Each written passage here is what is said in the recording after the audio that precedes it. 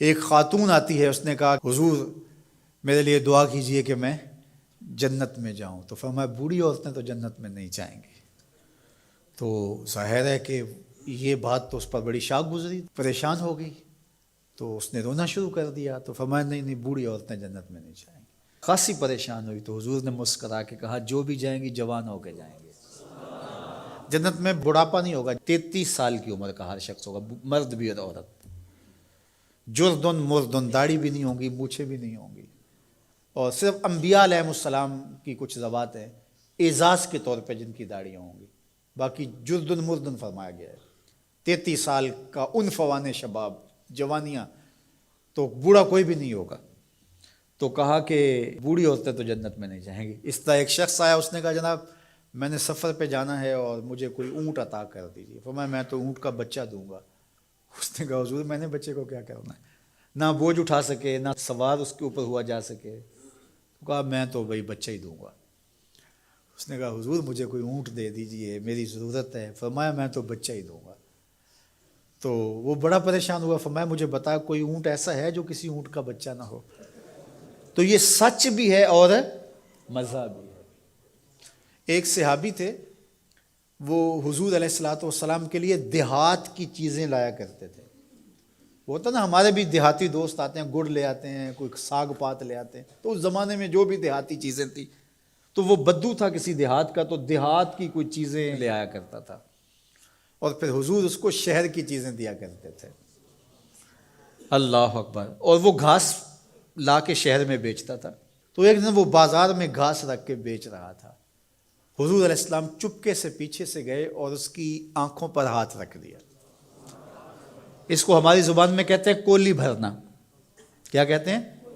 کبھی آپ نے بھی کسی دوست کی کولی بھری ہوگی نا. جب کوئی آپ کا بڑا گوڑا دوست ہو، اس سے آپ کا ہلکا پھلکا مزاح بھی ہو، تو آپ پیچھے سے آ کے چپکے سے اس کی آنکھیں بند کر دیتے ہیں. آپ دیکھنا چاہتے ہیں کہ یہ ہر وقت میرا ذکر کرتا رہتا ہے، میں دیکھوں کہ اب اس کے لب پہ سب سے پہلے کس کا نام آتا ہے.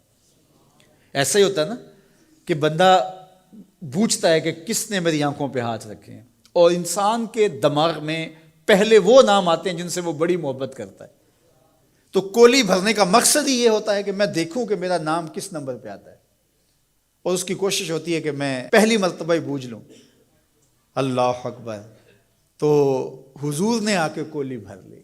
اب حضور کے ہاتھ آنکھوں پہ آئے ہوں اور سینوں تک ٹھنڈ نہ گئی ہو، یہ کیسے ہو سکتا ہے؟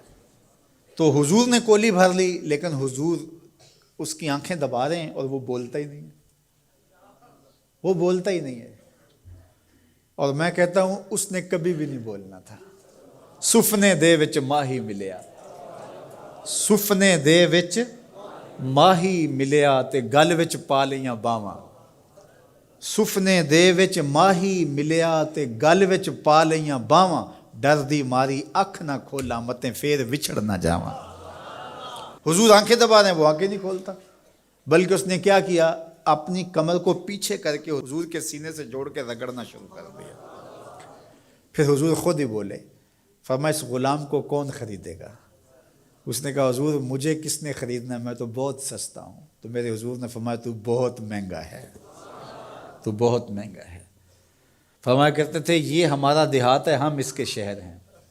تو یہ حضور کا مزاح ہے. تو مزاح کرنا جائز ہے، لیکن حضور نے آ کے کولی بھری نا. کسی صحابی کو جرأت تو نہیں ہے کہ آ کے حضور کی کولی بھر لے. تو چھوٹا بڑے سے مزاح نہ کرے، بڑا چھوٹے سے مزاح کرے.